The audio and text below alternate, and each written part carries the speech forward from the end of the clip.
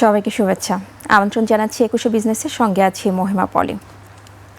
দর্শক, বেশ কিছুদিন ধরে মার্জিন ঋণ বিধিমালা এই বিষয়টা নিয়ে কিন্তু বাজারে একটা গুঞ্জন ছিল, থমথমে পরিবেশ ছিল, বিনিয়োগকারীদের মধ্যে একটা অনেকেই হয়তো শেয়ার বাজার অবজার্ভ করছিলেন। তো অবশেষে কিন্তু সেই জায়গাটার কিন্তু অবসান হয়েছে এবং সংশোধিত যে মার্জিন লোন বিধিমালাটি সেটি কিন্তু গেজেট আকারে এর মধ্যে চলে এসেছে এবং সেটি বিএসইসি কিন্তু প্রজ্ঞাপন জারিও করেছে। তো সেই জায়গা থেকে যদি আমরা বলি যে গত 2 কার্যদিবস আমরা যেটা দেখেছি, শেয়ার বাজারের একটা নেগেটিভ ট্রেন্ড ছিল। দিনের শেষটাও গতকালকে তো বেশ খানিকটা লেনদেনের নেগেটিভ ট্রেন্ডের মধ্য দিয়েই লেনদেনের সমাপ্তি হয়েছে ঢাকা স্টক এক্সচেঞ্জে। কিন্তু আজকে কিন্তু দিনের শুরু থেকে আমরা যেটা দেখেছি যে বাজারের বেশ ভালো একটা পজিটিভ ট্রেন্ড ছিল এবং এই মুহূর্তে যদি বলি সেই জায়গা থেকে এখনও পর্যন্ত কিন্তু ডিএসসির প্রধান সূচকটি পজিটিভ ট্রেন্ডের মধ্য দিয়েই লেনদেন চলছে। তো যেটা বলছিলাম যে বিনিয়োগকারীদের মধ্যে যে একটা বিষয় ছিল, সেই বিষয়টির মধ্যে ছিল ব্যাংক, নন ব্যাংক আর্থিক প্রতিষ্ঠান এবং বীমা কোম্পানির ক্ষেত্রে পি রেশিওর পরিবর্তে পিবি রেশিওর ভিত্তিতে মার্জিন দেওয়ার একটা প্রস্তাব কিন্তু ছিল। সেটা নিয়ে কিন্তু ব্যাপক আলোচনা এবং সমালোচনা ছিল এবং সেই জায়গা থেকে কিন্তু বিএসইসি সরে এসেছে। অর্থাৎ এখন থেকে ব্যাংক এবং নন ব্যাংক আর্থিক প্রতিষ্ঠান তারা কিন্তু বীমা কোম্পানি এবং তারাও কিন্তু সেই পিই রেশিওর ভিত্তিতেই কিন্তু মার্জিন লোন বিধিমালা কার্যকর হবে, অর্থাৎ মার্জিন দেয়া হবে। সংশোধিত বিধিমালা অনুসারে কেবল শুধুমাত্র জীবন বীমা কোম্পানির শেয়ারের ক্ষেত্রে পিবি রেশিও প্রযোজ্য হবে এবং আরও কিছু বিষয় রয়েছে, সেই বিষয়গুলো অবশ্যই আমরা আপনাদের জানিয়ে দিব। কিন্তু তার আগে একটু জানিয়ে রাখছি যে সেই সংশোধিত মার্জিন লোন বিধিমালা অর্থাৎ ফাইনাল যে বিধিমালাটা এসেছে সেই জায়গা থেকে কিন্তু একজন গ্রাহকের ইকুইটি যখন 50% বা তার নিচে নেমে আসবে, 50% নেমে আসলে তখন কিন্তু সেই বিনিয়োগকারীকে অ্যালার্ট করা হবে, অর্থাৎ নোটিফাই করা হবে সেই মার্জিন প্রদেয় সেই প্রতিষ্ঠান থেকে। এবং পরবর্তীতে সেটি যদি 25%-এর নিচে নেমে আসে সেই ক্ষেত্রে কিন্তু কোনো প্রকার তাদের নোটিফাই করা হবে না। পরবর্তীতে যেটা হবে সেটি হচ্ছে যে ফোর্স সেলের করা হবে সেই শেয়ারের এবং সেখানে অ্যাডজাস্ট করা হবে তাদের ইকুইটিটা। তো এই জায়গা থেকে হচ্ছে বেশ কিছু সংশোধন আছে, যেটা আগের খসড়া বিধিমালায় 70% ছিল, যেটা নোটিফাই কলের বিষয়টা সেটা কিন্তু 70% ছিল, সেখান থেকে কিন্তু 50%-এ নামিয়ে আনা হয়েছে এবং এখন সেটি হচ্ছে 50%-এ নামিয়ে আনা হয়েছে এবং ফোর্স সেলের বিষয়টি কিন্তু সেটা দেয়া হয়েছে 25%, যেটা আগে ছিল 50%। তো আমরা একটু সংশোধিত বিধিমালায় কি কি বিষয় থাকছে সেই বিষয়গুলো একটু দেখে নিব। আমরা যদি প্রথমে একটু দেখে নিই যে কোন কোন বিষয়গুলো রয়েছে সংশোধিত মার্জিন লোন বিধিমালায়, সেই বিষয়গুলো আপনাদের একটু জানিয়ে দেব। সেখানে বেশ কিছু, যেটা আমি বলছিলাম যে মার্জিনযোগ্য শেয়ারের সর্বোচ্চ মূল্যায়ন অনুপাত অর্থাৎ পি রেশিও সেটি করা হবে এবং সর্বোচ্চ একটা কোম্পানির পি রেশিও যদি 40 হয়, সর্বোচ্চ 40 পর্যন্ত কিন্তু সেই শেয়ারে মার্জিন দেয়া হবে এবং পি রেশিও 40 এর বেশি হলে সেই শেয়ারে মার্জিন দেয়া হবে না। এই বিষয়টি কিন্তু হচ্ছে, এটি নিয়ে কিন্তু যেটি আগে কিন্তু 30 ছিল, আপনারা জানেন যে এই যে পি রেশিওটা 30 ছিল আগে, সেখানেও কিন্তু বাড়ানো হয়েছে এবং এতে করে অনেকেই বলছেন যে এতে করে তারল্য প্রবাহটা বাড়বে এবং বাজারে হচ্ছে নতুন করে ফান্ড ঢুকবে, এই বিষয়গুলো কিন্তু হচ্ছে অনেকেই বলছেন বিনিয়োগকারীরা। এবং মার্জিন সুবিধা কেবল যে ক্যাটাগরিগুলোতে মার্জিন সুবিধা পাবে সেই ক্যাটাগরিগুলো এখানে আপনারা দেখতে পাচ্ছেন, এ ও বি ক্যাটাগরি।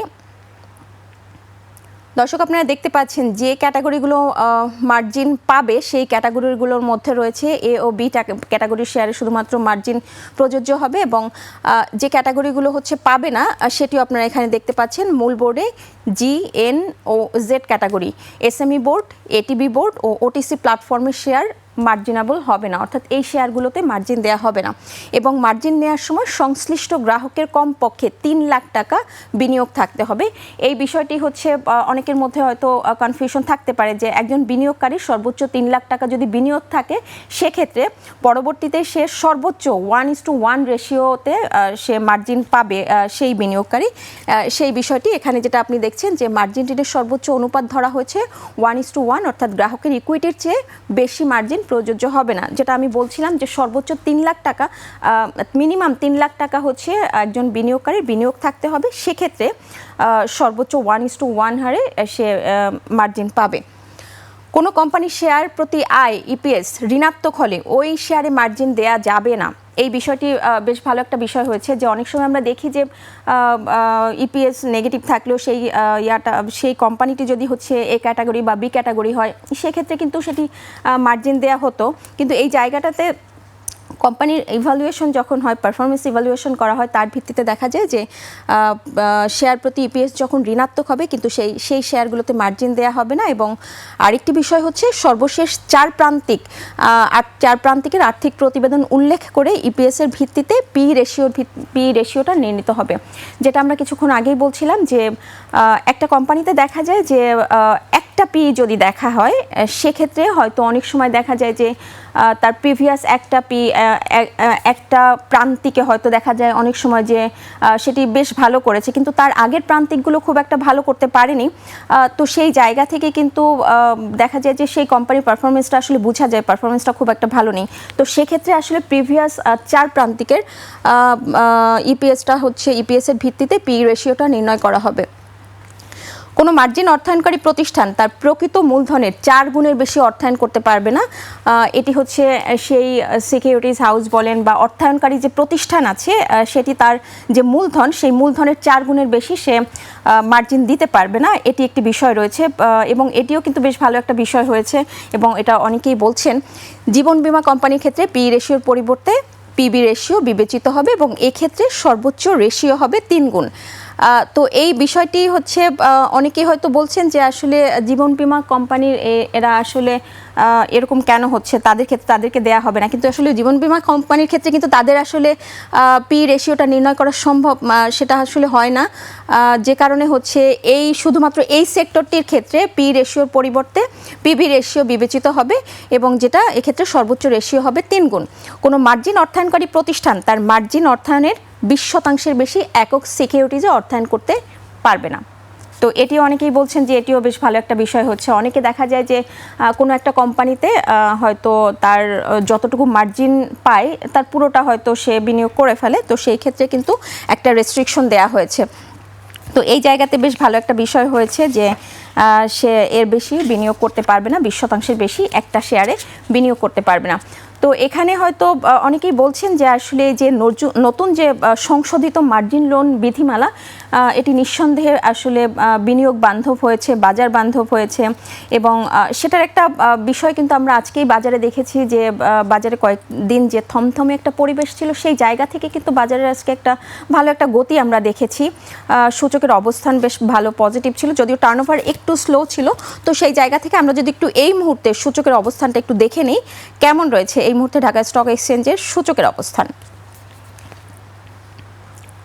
দর্শক, আমরা সূচকের জন্য অপেক্ষা করছি। আপনারা দেখছেন যে এখন 5 পয়েন্ট পজিটিভ রয়েছে, যদিও দিনের শুরুতে আমরা যেটা দেখেছিলাম যে 55 পয়েন্টও পজিটিভ ছিল ডিএসসির প্রধান সূচক, সেখানে আমরা 5819 পয়েন্ট এই সূচকের অবস্থান রয়েছে এবং যে কটি প্রতিষ্ঠানের মধ্যে লেনদেন হয়েছে তাদের মধ্যে কিন্তু দর বাড়ার সংখ্যাটাই বেশি দেখা যাচ্ছে, সেটা আপনারা দেখতে পাচ্ছেন। 172টি প্রতিষ্ঠানের শেয়ারের দর বেড়েছে, দর হারানোর সংখ্যা 152টি এবং অপরিবর্তিত প্রতিষ্ঠানের সংখ্যা 66টি। এবং টার্নওভার যদি একটু দেখে নেই যে এই মুহূর্তে টার্নওভারের কি অবস্থান রয়েছে, যেটা বলছিলাম যে টার্নওভারে সেই তুলনায় টার্নওভার কিছুটা আজকে স্লো রয়েছে এবং আমরা প্রত্যাশা করছি যে আসলে যে বাজার বান্ধব যে একটা মার্জিন লোন বিধিমালা প্রণয়ন করা হয়েছে সেই জায়গা থেকে হয়তো পরবর্তীতে আমরা বাজারে বেশ ভালো একটা গতি দেখতে পাবো। তো দর্শক, শুনছিলেন ঢাকা স্টক এক্সচেঞ্জের এই মুহূর্তের লেনদেনের সর্বশেষ চিত্র। নিচ্ছে একটা বিরতি, ফিরছি একটু পরে, সাথেই থাকুন।